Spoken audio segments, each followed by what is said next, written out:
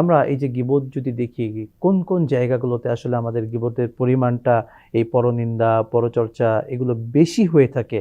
যদি একটু বলতেন সেটা। যখন আমরা পরস্পর বসে বন্ধু-বান্ধবদের আড্ডা হয়, সেক্ষেত্রে আমাদের গীবত বেশি হয়। পরস্পর গীবত বেশি হয়। আমরা যে আমাদের অনুপস্থিত আড্ডায় তার বিষয়ে আমরা বলতে স্বাচ্ছন্দ্য বোধ করি। অনুপস্থিত ব্যক্তি সম্পর্কে। অনুপস্থিত ব্যক্তির সাথে সম্পর্কে আমাদের বলতে স্বাচ্ছন্দ্য বোধ করি আমরা। সেক্ষেত্রে এটা হয়। আমরা যদি এটা থেকে যে এটার পরিহারের যদি কোনো একটা ব্যবস্থা থাকে, এই আড্ডার ক্ষেত্রে যখন আমরা যে বিষয়ে আলোচনা হচ্ছে, আলোচনার মোড়কে আমরা ঘুরে দিতে পারি। যে এই বিষয়ে আলোচনা হচ্ছে, আমরা অন্য বিষয়ে আলোচনা করি। আমরা গীবত এই সমাজ থেকে, আমাদের পরিবার বা আমাদের চারপাশে যেগুলো হচ্ছে এগুলো থেকে কিভাবে বেঁচে থাকতে পারি, প্রক্রিয়াগুলো বলতেন। এটাকে অত্যন্ত জঘন্য অপরাধ হিসাবে আমরা এটাকে চিহ্নিত করব। এরপর ব্যক্তি জীবন থেকে, পরিবার থেকে, সামাজিক জীবন থেকে, ব্যবসায়িক এবং আমাদের রাষ্ট্রীয় জীবন পর্যন্ত যদি আমরা প্রতিকারের চিন্তা করি, তাহলে আমাদের পরিবারে প্রথমেই প্র্যাকটিস করতে হবে যে আমাদের মধ্যে কেউ যদি আমাদের অন্য কারো বিষয়ে যদি আলোচনা করে, তাহলে আমরা এই আলোচনার মোড় ঘুরিয়ে দিব। এই আলোচনাকে আমরা ভিন্ন দিকে নিয়ে যাব। এটা প্রথম প্রতিবাদ।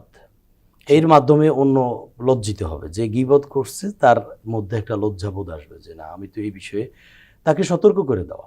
এটা হচ্ছে ব্যক্তি পর্যায়ে। পারিবারিক পর্যায়েও এই প্র্যাকটিস, আমরা যারা পরিবারের প্রধান আছি, আমরা আমাদের পরিবারে এই প্র্যাকটিস যদি করি, যে আমাদের মধ্যে কেউ যদি পরিবারের অন্য কারো অনুপস্থিতিতে তার দোষের কথা বলে, তাহলে আমরা সেই বিষয়ে আমরা সতর্ক হব, এটা যে আমার এই কথাটা আমি যার বিষয়ে বলছি, সে কি এটা কি খুশি হবে না লজ্জিত হবে।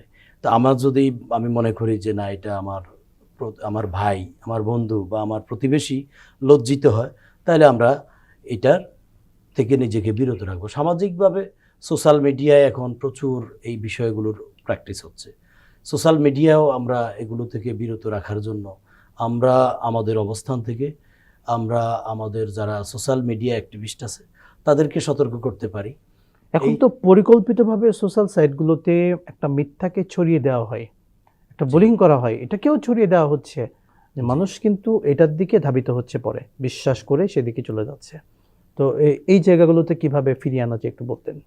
সোশ্যাল মিডিয়ার এটা তো একটা ব্যাধিতে পরিণত হয়েছে বর্তমানে। সোশ্যাল মিডিয়ার এই বুলিং, তারপরে এই গীবত, বা এখন আধুনিক যে নামগুলো আসছে যে বুলিং, এগুলো তো এই বিষয়গুলো অত্যন্ত জঘন্যভাবে আমাদের সামনে আসছে। তো আমরা এটা যারা আলেম সমাজ আছেন, যারা মসজিদের খতিব, সম্মানিত খতিব আছেন, তারা যদি প্রতি শুক্রবার বা জুমার দিনে একটা নির্দিষ্ট টপিকস নিয়ে এই গীবতের ভয়াবহতা নিয়ে কথা বলতে পারে, আমরা এটা একটা মাধ্যম হিসাবে এই সামাজিকভাবে প্রতিকার করতে পারি। এছাড়া সোশ্যাল মিডিয়ায় এই বিষয়ে আমরা যারা এই বিষয়ের ভয়াবহতাগুলো জানি, এগুলো লেখালেখির মাধ্যমে, আর্টিকেলের মাধ্যমে এগুলো আমরা বলতে পারি।